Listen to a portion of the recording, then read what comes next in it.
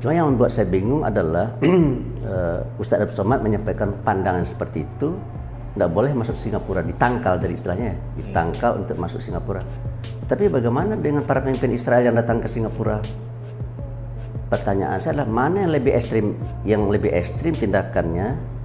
Ya, kalau Ustadz Abdul Somad hanya mengucapkan, kalau Israel?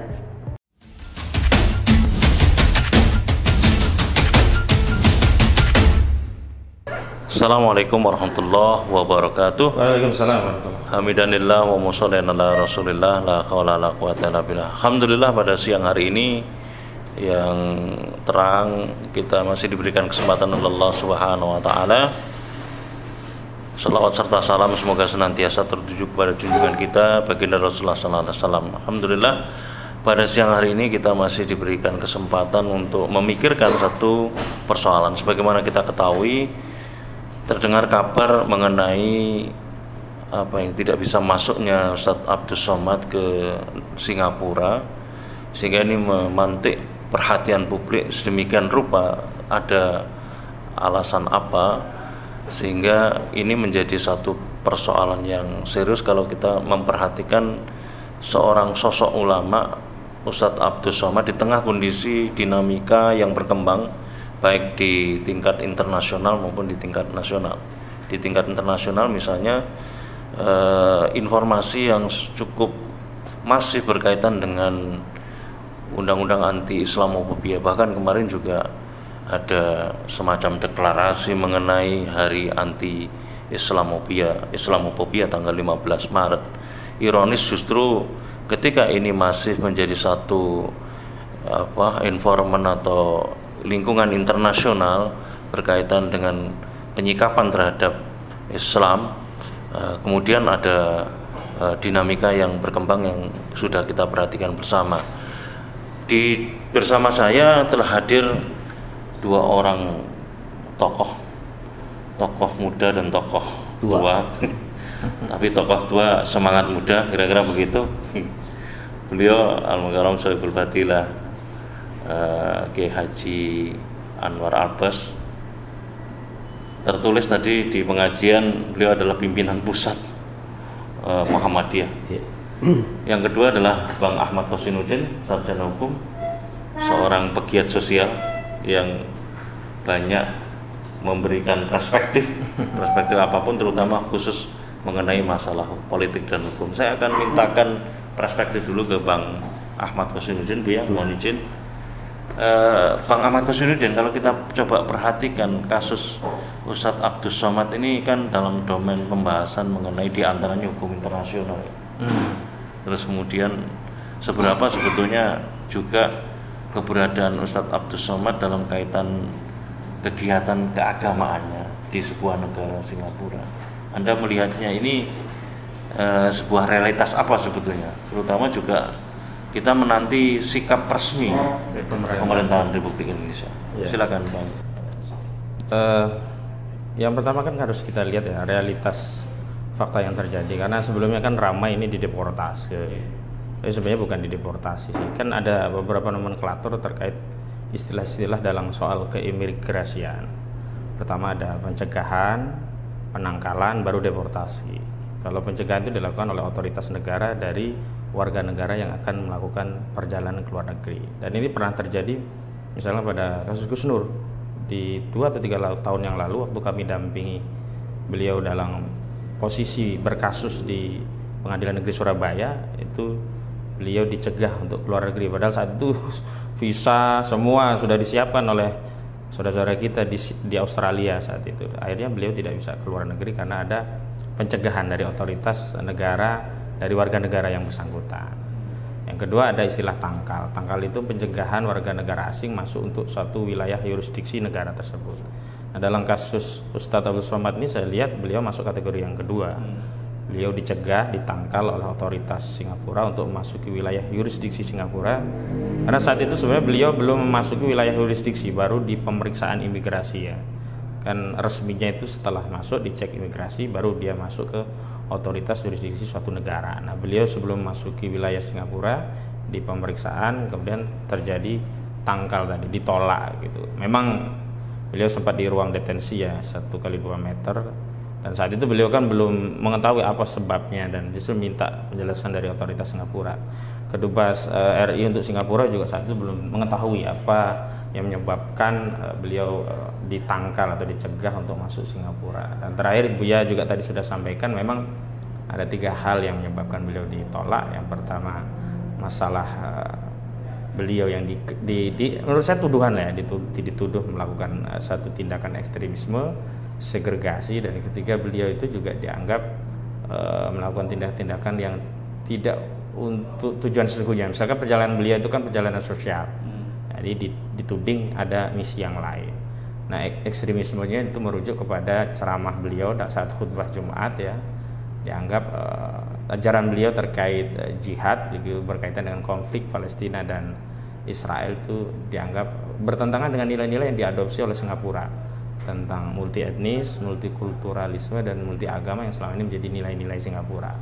Dan tindakan segregasi yang dilakukan oleh Abdul Somad itu ternyata merujuk kasus yang dulu Bu ya, waktu beliau pernah dilaporkan di Bareskrim dan juga di Polda NTT dari ceramah beliau di satu masjid di Pekanbaru yang menjelaskan fikih Islam lah ya, tentang ajaran-ajaran Islam, keyakinan-keyakinan Islam, di mana beliau sampaikan bahwa di salib ya, ajaran Kristen di salibnya itu ada jinnya. Nah, itu kan dulu sempat jadi laporan polisi, dan itu kemudian jadi catatan otoritas Singapura, oh beliau ini penganut satu tindakan yang ekstrim terhadap non-agama, dan kemudian statement-statement beliau yang memberikan nomenklatur kafir kepada orang-orang non-muslim. Kalau kita kembalikan kepada nomenklatur keislaman, kan kafir itu biasa saja. Nanti Buya Anwar bisa menjelaskan lebih lanjut. Setiap non-muslim kan kafir gitu. Bahwa sikap kita terhadap non-muslim tidak selalu negatif, itu hal yang lain. Kalau non-muslim ini mengajak bertetangga baik, kan kita juga bersikap baik gitu. Nah, masuk kepada soal yang kemudian menjadi sebab tadi. Kalau kita lihat dari sisi alasan yang dikeluarkan otoritas Singapura, ternyata menurut saya ini ada kumulasi daripada sikap dan kebijakan yang menyebabkan beliau ditolak. Pertama tentu ini otoritas Singapura yang menolak. Tapi kalau kita lihat alasannya itu tidak lepas dari kebijakan dari pemerintah Indonesia, terutama kelompok masyarakat tertentu yang dulu pernah melaporkan Ustadz Abdul Somad ke Bareskrim, dan penerimaan Bareskrim terhadap kasus itu tadi. Kan saya juga waktu itu menyayangkan sekali, kenapa Bareskrim bisa terima kasus ceramah agama di ruang private itu terhadap komunitas masyarakat sendiri, dan itu mengajarkan ajaran agama sendiri, kok dijadikan laporan polisi jadi nomor LP. Padahal kita sering bikin laporan yang jelas-jelas masuk unsur pidana, tidak pernah muncul LP-nya dengan alasan tidak memenuhi unsur dan sebagainya. Nah, ketika Bareskrim Mabes Polri ya menerima kasus itu menjadi LP saat itu, nah itu yang menyebabkan menjadi catatan yang menjadi bahan bagi otoritas Singapura yang kemudian mencegah atau menolak Ustadz Abdul Somad masuk ke wilayah Singapura. Dan titik yang sama saya lihat komunitas masyarakat yang dulu melaporkan, dan hari ini juga ada buzzer-buzzer yang juga kontra Ustadz Abdul Somad melakukan tindakan yang sama. Ini semacam ada kombinasi ya antara kejahatan quote unquote ya negara yang diwakili otoritas kepolisian yang sangat mudah menerima laporan polisi terhadap ulama pada unsur-unsur perbuatan yang tidak masuk kategori pidana. Terbukti sampai hari ini tidak ada kasusnya. Yang kedua, ada elemen masyarakat yang mudahnya sekali membuat laporan yang diperkuat dengan kegiatan buzzer yang untuk menguatkan narasi laporan tadi. Dan hari ini juga diperkuat, beberapa buzzer itu ikut ya memberikan posisi menyetujui tindakan dari otoritas Singapura yang menolak.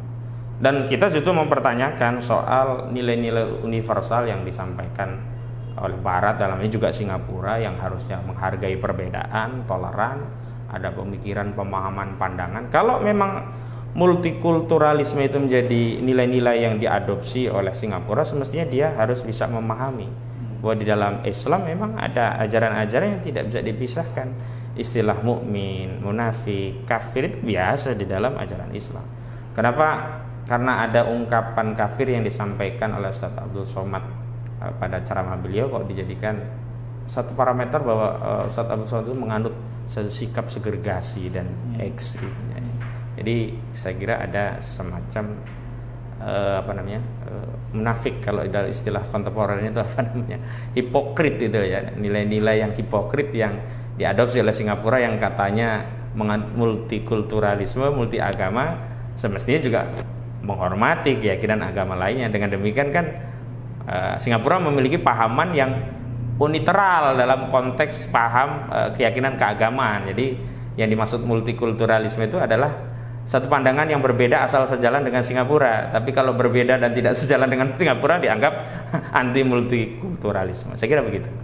Ya, memang banyak ruang perdebatan ya. Di antaranya misalnya soal istilah ekstrim, soal istilah segregasi di tengah kondisi di mana istilah terorisme sendiri no global konsensus, termasuk radikalisme juga belum dikenal sebagai sebuah nomenklatur hukum. Karena tidak ada legal frame mengenai radikalisme. Kalau kita bicara masalah ketersediaan atau keberadaan legal frame berkaitan dengan radikalisme, yang kita pahami itu kan istilah ekstremisme itu diadopsi ke dalam Perpres kan gitu ya. Perpres RAN-PE, Rencana Aksi Nasional Penanggulangan Ekstremisme Berbasis Kekerasan.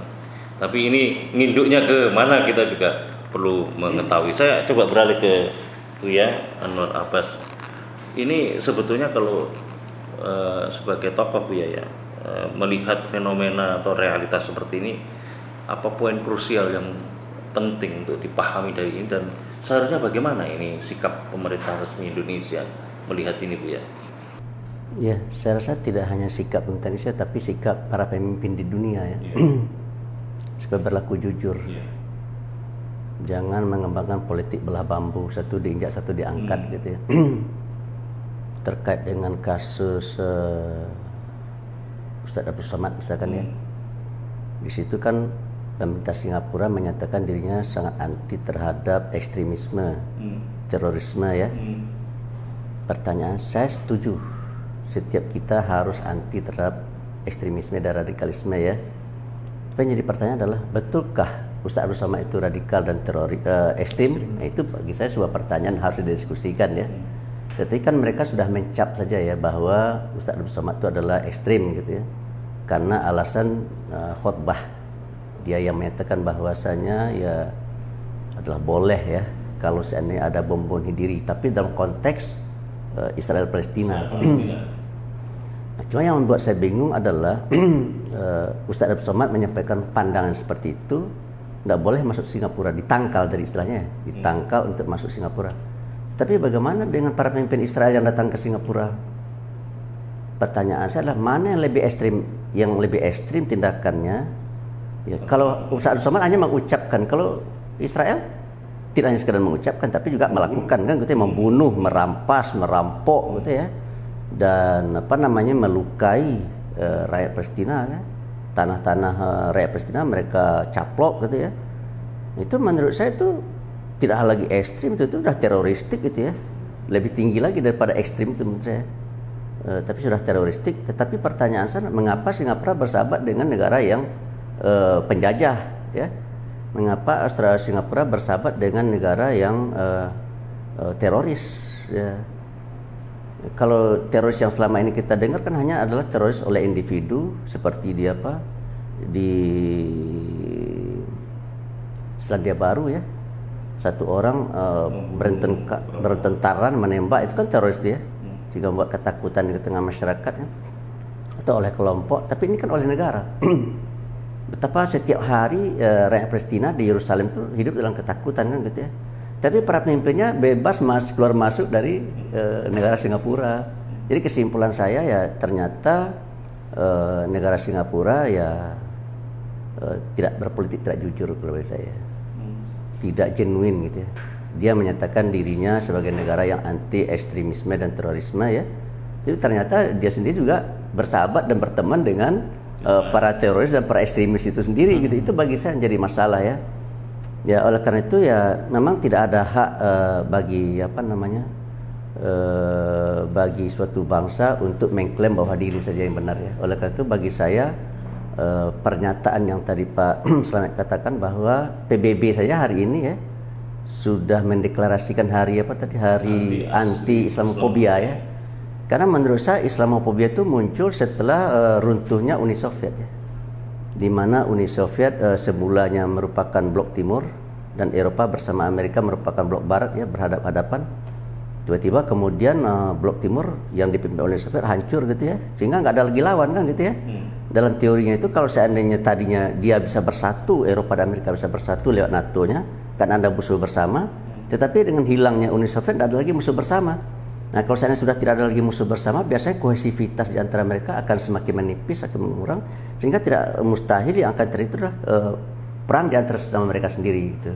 Nah, oleh karena itu dalam teorinya supaya mereka tidak pecah ya harus dibuat dan diciptakan musuh bersama. Dan Huntington menemukan itulah Islam gitu ya. Jadi kesimpulan saya ya Islam itu mereka jadikan sebagai musuh dan kemudian berubah menjadi Islamofobia ya. Itu adalah rangka merekat dan memperkuat persatuan dan kesatuan di antara sama mereka gitu.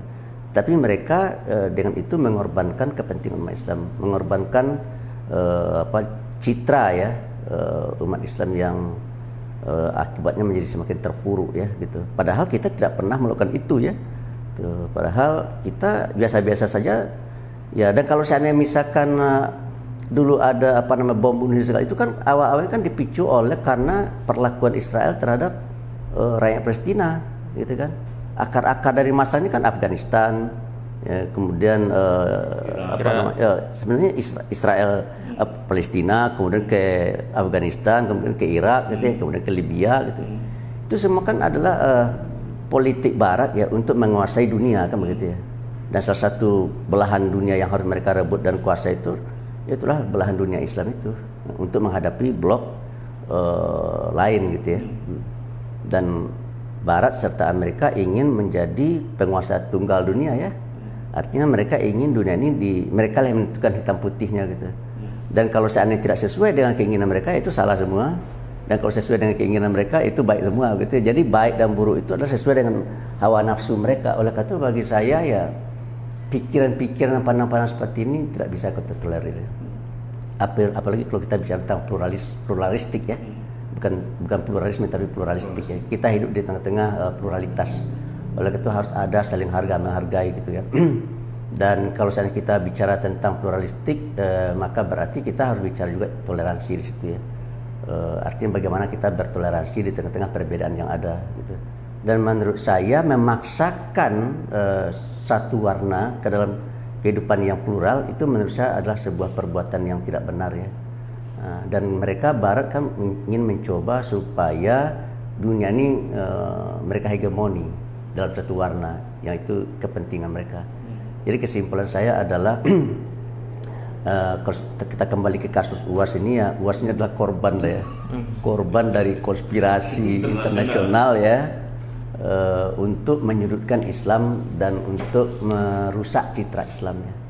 Karena apa? Karena ya bagi mereka ya Islam itu ya kalau seandainya dia diinjak ya dia melawan lah ya, gitu.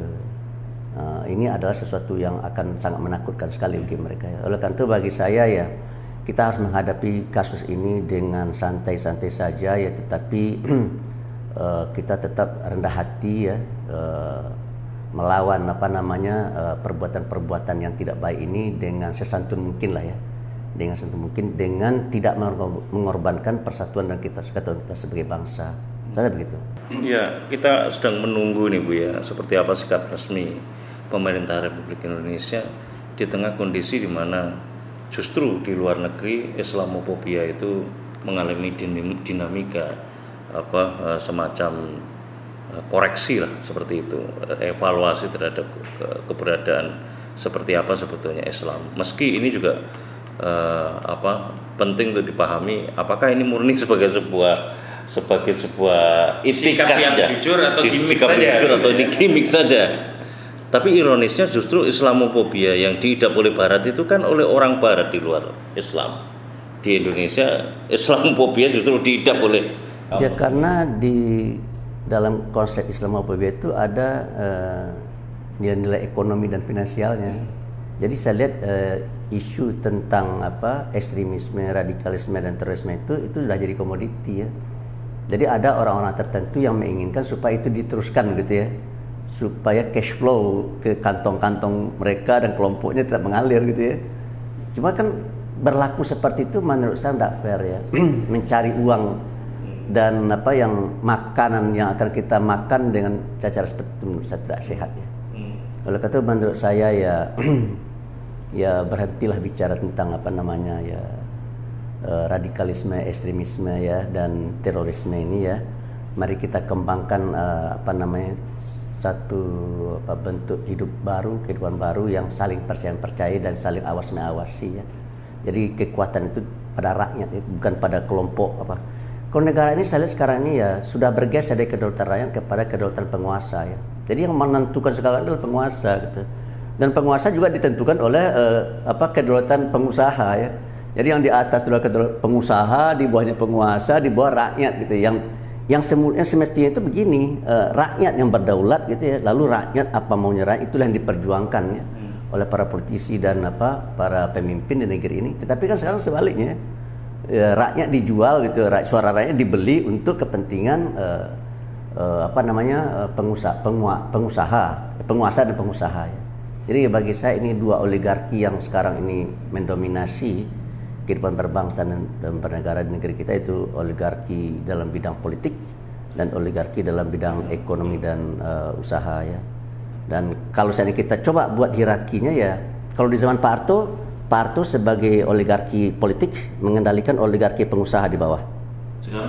Tetapi di ujung-ujung kepemimpinan beliau berputar gitu ya, di mana para pengusaha ini semakin merasa kuat ya, sehingga berani melawan Pak Harto kan gitu ya. Lalu terjadi reformasi kan. Begitu reformasi, kos untuk menjadi wali kota, bupati, gubernur, presiden semakin membesar kan. Akibatnya terjadilah ketergantungan pada pemilik kapital, sehingga akhirnya para pemilik kapital mengendalikan para pemimpin di negeri ini gitu. Dan menurut saya ini tidak sehat. Kalau dalam teorinya Plato ya, negara itu dipimpin oleh para manusia kepala. Ada manusia kepala, manusia dada, manusia perut gitu ya. Nah, kalau manusia kepala itu adalah negarawan atau para filosof. Manusia dada itu adalah tentara. Manusia perut itu adalah pengusaha gitu kan. Jadi jangan diri kita ini dikendalikan oleh perut. Jangan diri kita ini dikendalikan oleh perasaan, tapi dikendalikan dengan dengan wisdom kita gitu. Nah, tapi kalau hari ini saya lihat ya, manusia kepala di bawah, manusia dada di bawah, manusia perut yang ada di atas ini. Sehingga akhirnya mentaliti para pemimpin negeri ini juga ada mentaliti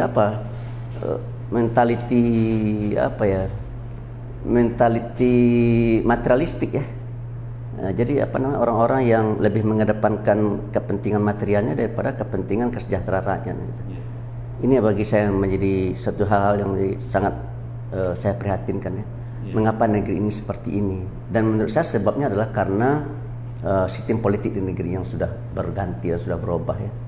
Di mana kos untuk menjadi anggota DPR sangat mahal, kos untuk menjadi bupati, wali kota, gubernur sangat mahal, apalagi untuk menjadi presiden dan wakil presiden ya. Saya tidak tahu nih Pak Slamet kalau berani sanggup nggak mencalonkan diri jadi presiden. Sepertinya tapi 10 triliun ada nggak uang 10 triliun kan ada kan. Jadi akhirnya yang menentukan siapa yang akan menjadi pemimpin negeri ini adalah akhirnya para pemilik kapital, karena mereka yang bisa membiayai. Dan kalau seandainya orang yang mereka biayai itu berhasil gitu ya, maka mereka akan panen. Dan menurut saya siapapun yang menang dia akan merasa, karena semua yang maju itu dia biayai.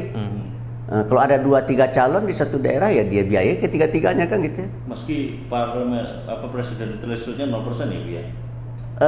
Kalau 0% mungkin barangkali agak ada harapan di situ ya. Kalau ada 0% karena kita bisa mengusung orang yang bisa ya kita harapkan ya, dimana suara rakyatnya lebih menentukan daripada suara pengusaha. Tapi kalau hari ini tidak bisa ya. Siapa yang akan maju sebagai calon, pengusaha yang menentukan. Gitu. Dan kalau saya menurut pengusaha itu saya tidak mau membiayai Anda, ya sudah tidak bisa. Sepertinya nanti kita bahas lebih spesifik sama Anda. Kembali ke Bang Ahmad Kosinuddin. Seberapa jauh sih pemerintah Indonesia ini nanti memberikan penyikapan yang jelas di tengah tadi disinggung oleh Buya, Singapura itu melakukan hubungan diplomatik dengan Israel. Jangan lupa kemarin kita juga membahas soal calling visa Israel. Sekalipun Indonesia tidak melakukan hubungan diplomatik, tapi juga memberikan calling visa kepada warga negara Israel, sekalipun Mardhani Alisera menyampaikan konteksnya ini dalam kerangka ketika ada agenda-agenda internasional kemarin yang ada di Bali. Itu seberapa jauh sebetulnya nanti penyikapan terkait dengan Ustadz Abdul Somad itu di atas kondisi yang tadi banyak disebut bahwa Islamofobia itu masih menjadi sebuah basis kebijakan yang ada di negeri kita ini. Kita bisa baca pertama dari statement Kedubes Indonesia untuk Singapura. Itu akan terbaca apakah dia memberikan pembelaan perlindungan kepada warga negaranya. Bahkan kalau Ustadz Abdul Somad bukan warga negara biasa, banyak menyebutnya warga negara kehormatan. Orang terhormat Ustadz Abdul Somad ini bukan TKI, bukan TKW, bukan TKA mau ke Singapura gitu, bukan.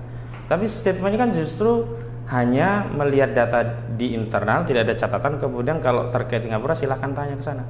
Keliru, harusnya dia wakil negara punya kepentingan untuk rakyatnya, dia yang protes, dia yang tanyakan aktif, bukan meminta wartawan silahkan tanya sana. Tidak, itu kan menunjukkan memang ada sikap yang dalam tanda petik yang menyerahkan leher Ustadz Abdul Somad secara diam.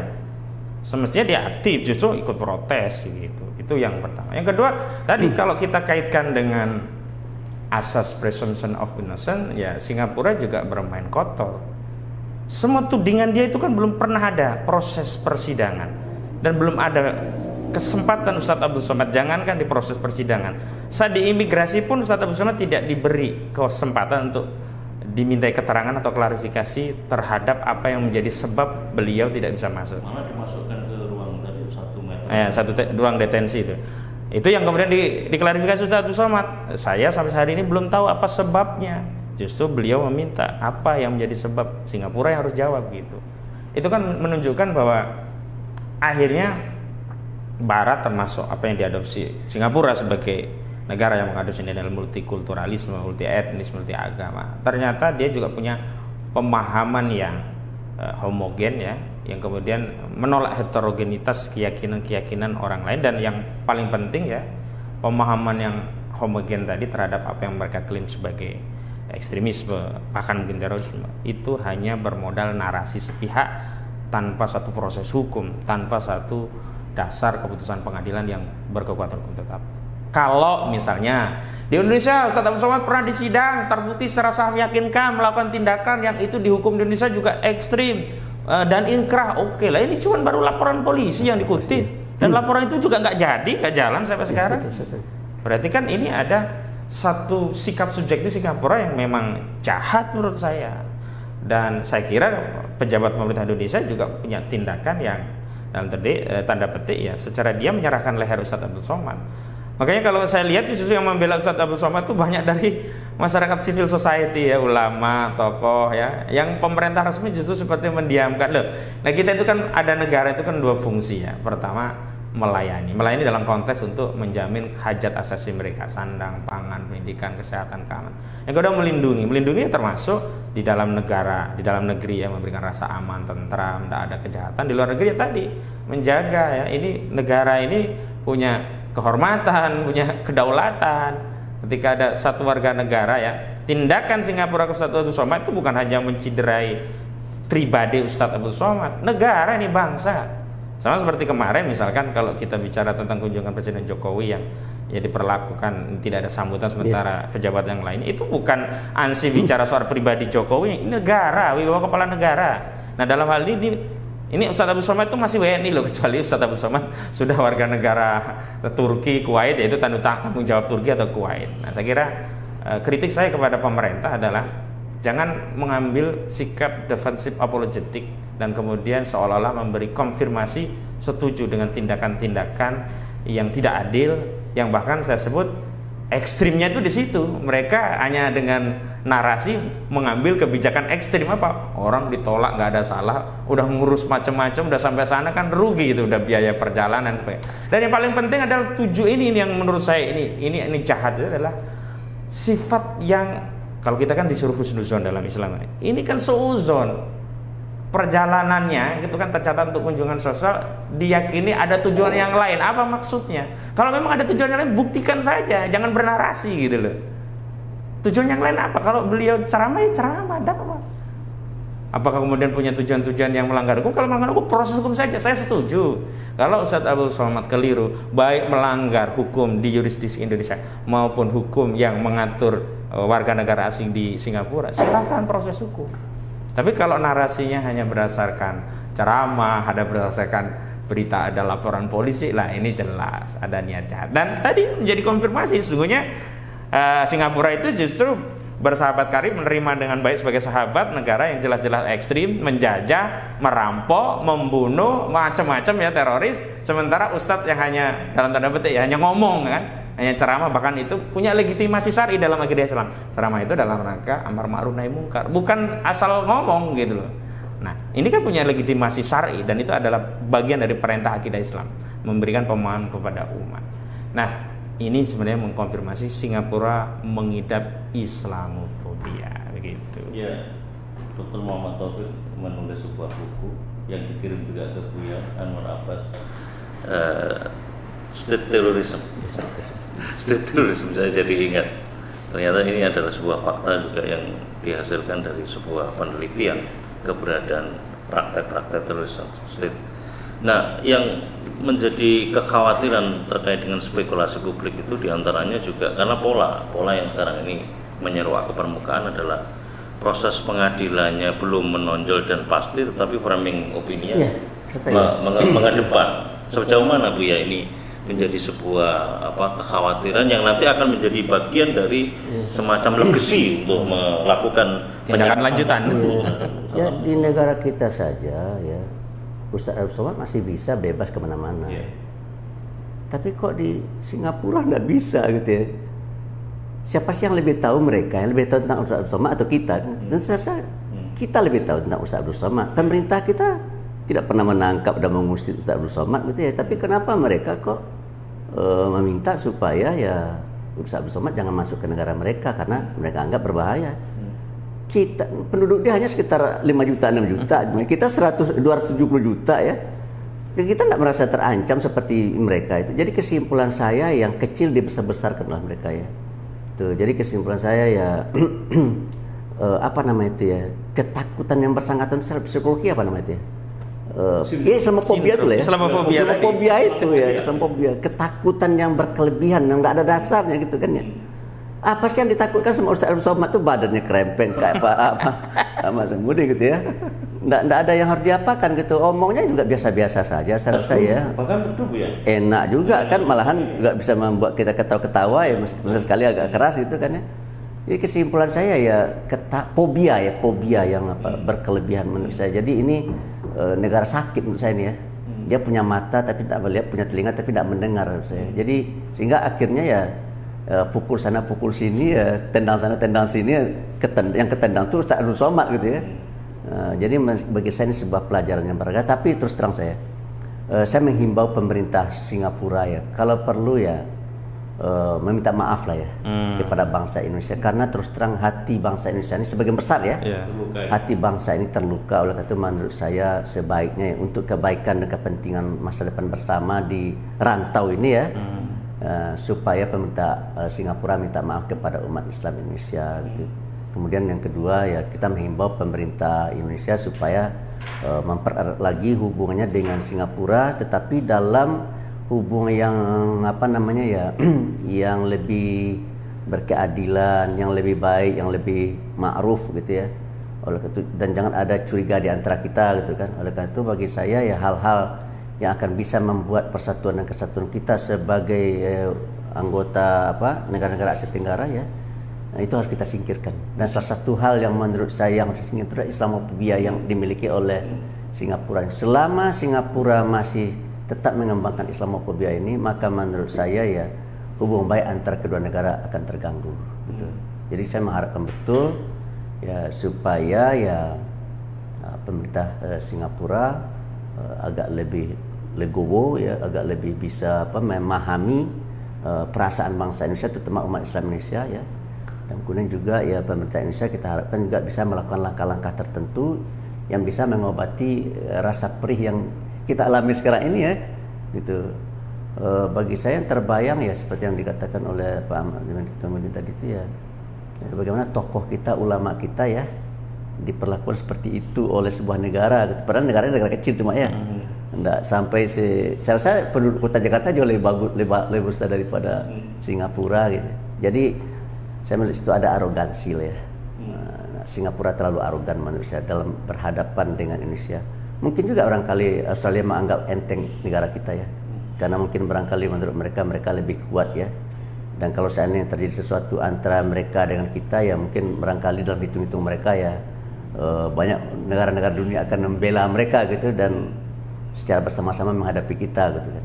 Jadi kesimpulan saya ya, saya tidak ingin ya negeri ini atau daerah rantau ini, Asia Tenggara ini menjadi Ukraina kedua ya, tidak mau saya. Oleh itu saya inginkan supaya Asia Tenggara ini dikenal sebagai kawasan yang aman, tentram dan damai. Oleh itu rasa percaya di antara sesama kita harus kita bangun, harus kita jaga, harus kita pelihara. Oleh itu segala hal yang akan merusak hubungan kita, termasuk kasus Abdul Somad ini ya harus kita singkirkan. Oleh itu bagi saya ya mungkin barangkali berat bagi Singapura untuk minta maaf ya, tetapi bagi saya ya untuk kebaikan dan kedamaian di rantau ini ya, bagi saya minta maaf itu tidak masalah saya, untuk kebaikan kita semua ya, baik bagi mereka dan baik bagi kita. Apalagi kita tahu bahwasanya Singapura itu kan hidupnya juga dari negara kita. Ya, banyak investor yang datang dari sana kan. Negara investor yang paling tinggi ya pertama adalah Singapura, yang kedua Hong Kong, yang ketiga Cina, yang keempat Amerika, yang keempat Jepang, yang kelima Amerika. Jadi kesimpulan saya ya, secara ekonomik ya kerjasama kita ini akan bisa saling menguntungkan. Oleh karena itu jangan sampai potensiality untuk terciptanya saling menguntungkan ini nanti berubah menjadi saling merugikan, dan kita tidak mau itu terjadi.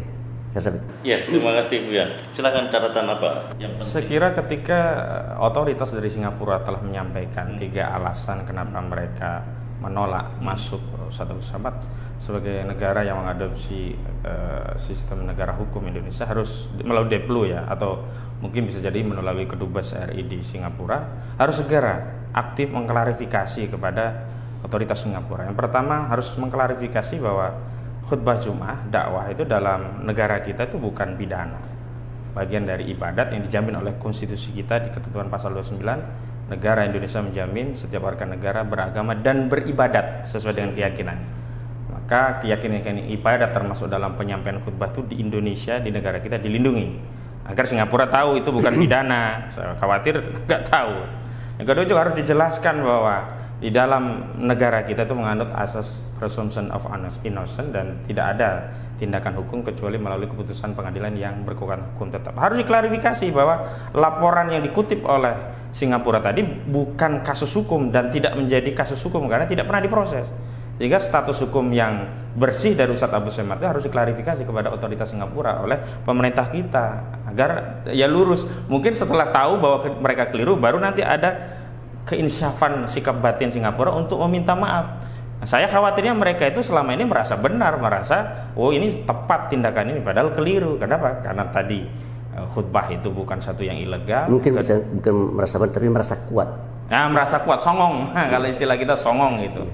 Dan yang ketiga, saya kira sifat songong Singapura itu kan terbentuk karena lemahnya ya diplomasi Indonesia dengan umat dan bangsa dunia. Mereka mungkin bisa saja berpikir, pemerintahnya saja modelnya juga Islamofobia seperti kita, paling yang rame-rame nanti cuman Buya Anwar Abbas ya, netizen yang kecil-kecil saja begitu, paling otoritasnya juga ngikut kita semua. Nah ini yang sebenarnya merendahkan martabat marwah bangsa kita, pejabat kita. Sikap pejabat kita ini yang harus menunjukkan negara kita punya wibawa. Nah kalau kita ya menunjukkan sikap yang berwibawa, tidak bisa dianggap sebagai mewakili negara. Pejabat itulah yang harusnya memberikan teladan ya, legacy sebagai seorang negarawan. Jangan menjadi kacung ya, hubungannya itu harus superior atau minimal sejajar lah. Jangan kemudian kita inlander di hadapan bangsa-bangsa di dunia gitu. Dan yang paling penting adalah bahwa kita harus paham, kita punya keunggulan komparatif yang lebih tinggi daripada Singapura gitu. Jadi kondisi keunggulan komparatif itu yang harusnya dimaksimalkan agar apa? Bisa membimbing Singapura untuk bersikap egaliter, tidak songong lah. Apalagi bisa sampai membimbing sikap batin mereka untuk menginsafi.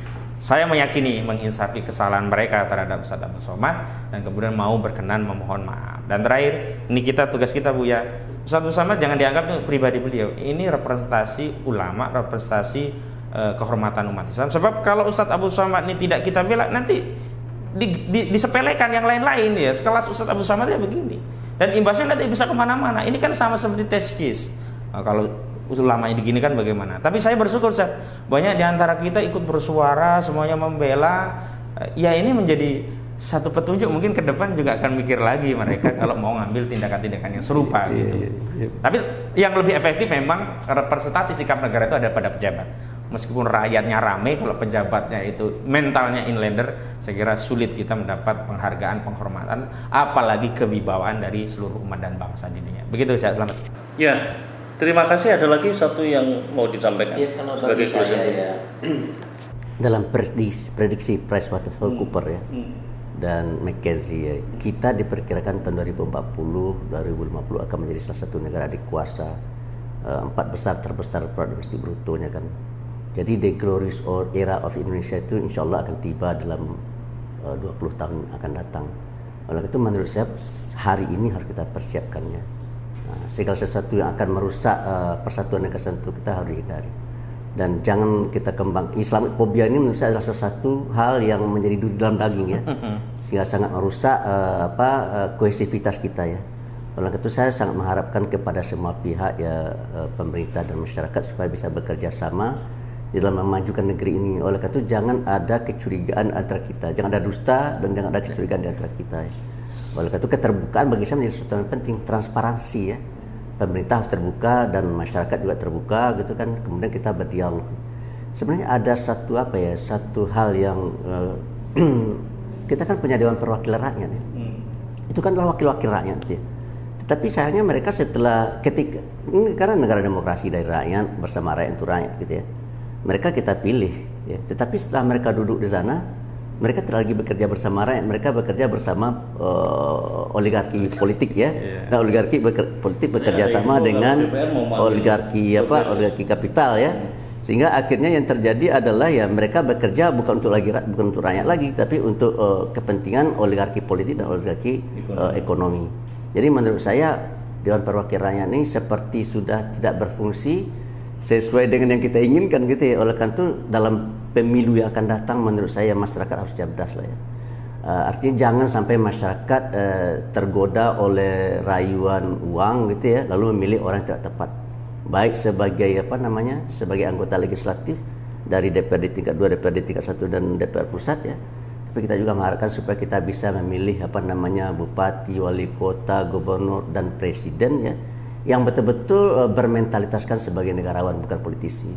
Apa beda antara orang yang memiliki mentalitas politisi dengan karyawan ya dengan negarawan? Kalau politisi itu yang dipentingkannya adalah kepentingan diri dan kepentingan kelompok serta partainya. Tapi kalau negarawan yang dikedepankannya adalah kepentingan rakyat banyak gitu. Dan saya melihat ya susah sekali saat ini mencari pemimpin yang mengedepankan kepentingan rakyatnya. Yang banyak saya lihat adalah mengedepankan kepentingan para pemilik kapital. Jadi kalau seperti itu menurut saya maka negeri ini sebenarnya sudah tidak lagi negeri yang berdasarkan Pancasila dan Undang-Undang 45 ya, tetapi sudah menjadi negeri yang liberalistik dan kapitalistik ya. Dan menurut saya sistem ekonomi atau negeri yang bersifat liberalistik kapitalistik itu adalah suatu negeri yang bertentangan dengan negeri yang kita idam-idamkan dan cita-citakan. Dan saya berharap persatuan dan kesatuan dari kita semua menjadi sesuatu yang sangat dituntut dan diminta ya, supaya the glorious era of Indonesia itu bisa datang, kita percepat dari yang diprediksi oleh orang lain. Saya demikian, terima kasih. Assalamualaikum warahmatullahi wabarakatuh. Sepanjang Islamophobia hilang dari permukaan bumi, ya kira-kira seperti itu. Di tengah teorema Samuel Huntington bahwa ternyata Islam adalah musuh dari semua ideologi yang ada sekarang ini. Dan ini semakin meyakinkan kita bahwa sebagaimana yang diinformasikan oleh Allah Subhanahu wa taala, sesungguhnya Islam ini yang akan menjadi ujung dari peradaban sejarah manusia ini sebagaimana yang dijanjikan oleh Allah Subhanahu wa taala. Terima kasih Buya Anwar Abbas yang sudah memberikan perspektifnya, Bang Ahmad Kosindin sudah memberikan perspektifnya. Terima kasih juga kepada netizen viewer yang sudah hadir di tengah-tengah kita bersama kita melakukan diskusi ini sebagai upaya untuk memberikan pencerahan kepada umat. Billahi taufiq wal hidayah. Assalamualaikum warahmatullahi wabarakatuh. Waalaikumsalam warahmatullahi wabarakatuh. Buya, jalan